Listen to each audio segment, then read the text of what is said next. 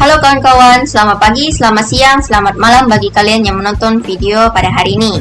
Sebelumnya, perkenalkan nama saya Nadita Cahya Nur Aini dengan NIM 2406111944. Jadi pada hari ini, saya akan membahas materi yang cukup menarik, yaitu tentang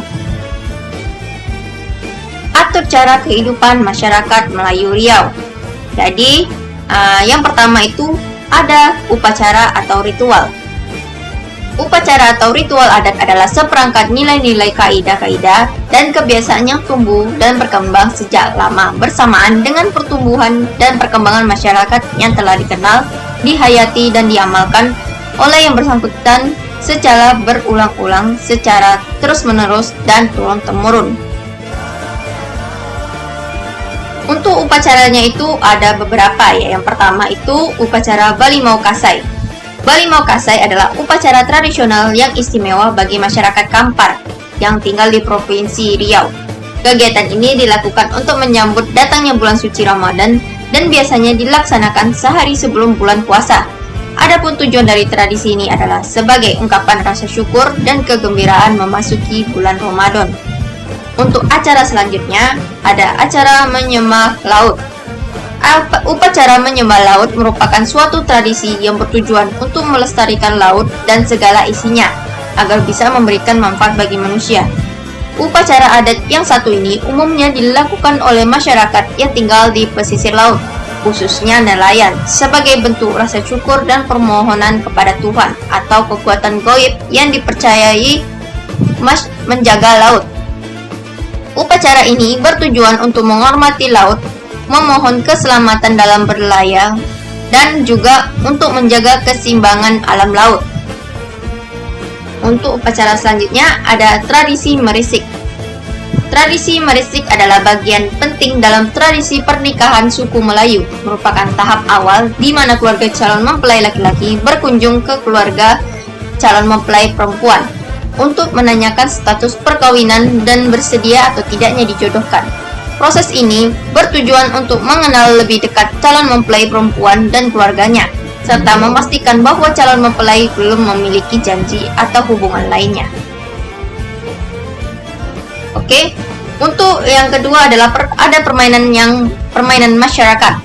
Permainan tradisional adalah kegiatan rekreasi atau hiburan yang dilakukan dengan mengandalkan keahlian fisik dan mental, serta memiliki unsur-unsur budaya dan nilai-nilai sosial yang diwariskan secara turun-temurun dari satu generasi ke generasi berikutnya dalam suatu komunitas masyarakat tertentu. Permainan ini terdiri ada permainan benteng. Permainan benteng adalah suatu permainan tradisional yang melibatkan dua kelompok, di mana setiap kelompok terdiri dari 4 hingga 8 orang. Setiap kelompok memilih suatu lokasi sebagai markas, yang umumnya berupa tiang, batu, atau pilar sebagai benteng.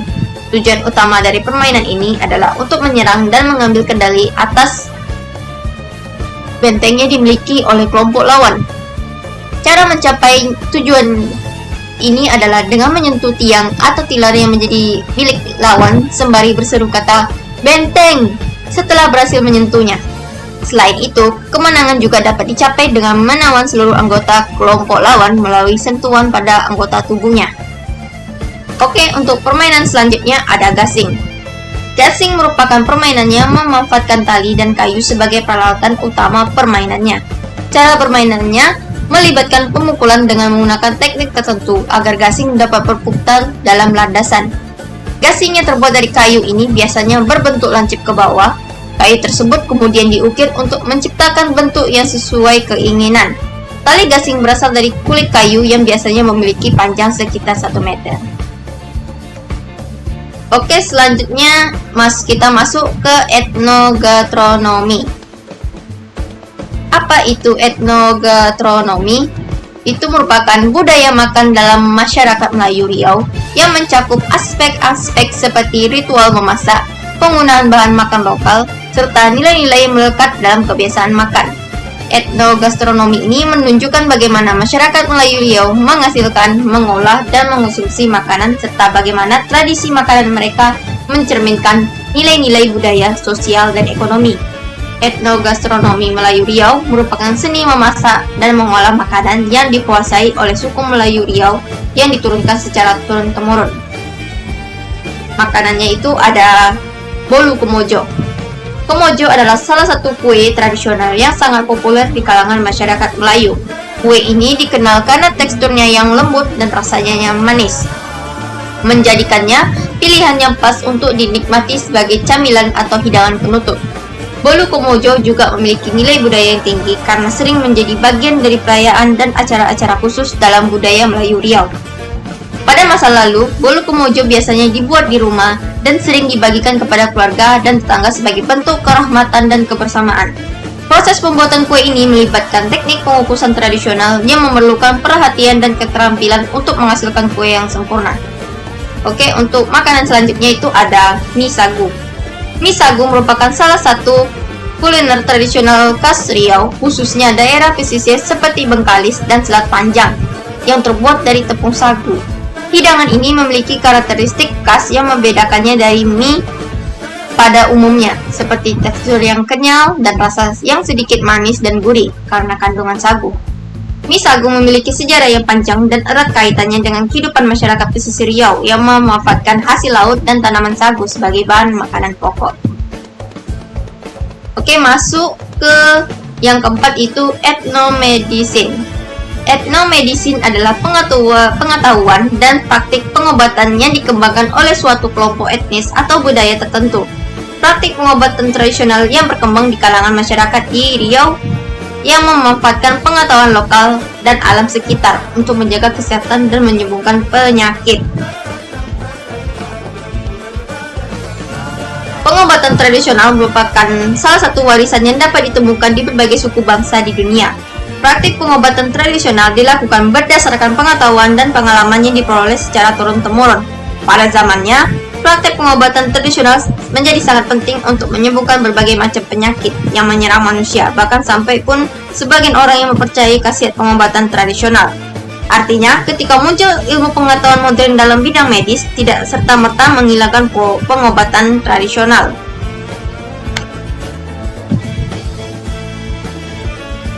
Lalu, apa penyebabnya? Penyebabnya itu ada pertama, gangguan makhluk halus. Gangguan makhluk halus, hantu atau jin adalah bagian dari etnomedicine budaya Melayu Riau yang dikenal sebagai keteguran atau tetogua. Masyarakat percaya gangguan ini bisa menyebabkan sakit dan mereka sering berobat ke dukun dan mempraktikkan mantra dan campi-campi.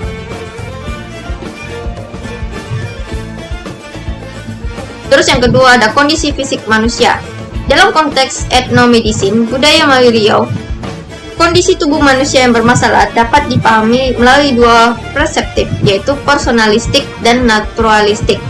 Etnomedicine Melayu Riau mengkaitkan kondisi tubuh dengan gangguan dari makhluk halus atau kurangnya daya imun tubuh, yang kemudian memengaruhi pengobatan tradisional.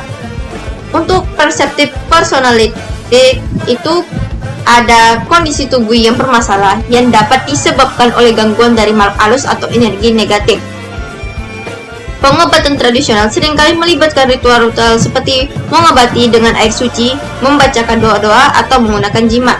Masyarakat Melayu Riau percaya bahwa kondisi tubuh yang tidak sehat dapat dipengaruhi oleh kekuatan gaib atau energi negatif. Contohnya itu seperti orang yang mengalami sakit tidak bisa dijelaskan oleh medis, mungkin dianggap sebagai akibat dari gangguan jin atau makhluk halus. Untuk perseptif naturalistik, yaitu kondisi tubuh yang bermasalah juga dapat disebabkan oleh kurangnya daya imun tubuh atau faktor lingkungan atau juga gaya hidup yang tidak sehat. Pengobatan tradisional Melayu Riau seringkali menggunakan bahan-bahan alami seperti tumbuhan obat, akar-akaran, dan minyak-minyak tertentu. Masyarakat Melayu Riau memiliki pengetahuan luas tentang tumbuhan obat dan cara penggunaannya untuk menyembuhkan berbagai penyakit. Contohnya pada penggunaan daun sirih untuk mengatasi luka, kulit yang bermasalah, atau masalah pencernaan, atau penggunaan kunyit untuk mengatasi peradangan. Jadi,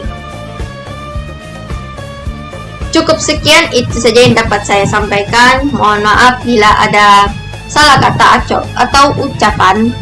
Saya akhiri. Terima kasih telah menonton. Wassalamualaikum warahmatullahi wabarakatuh.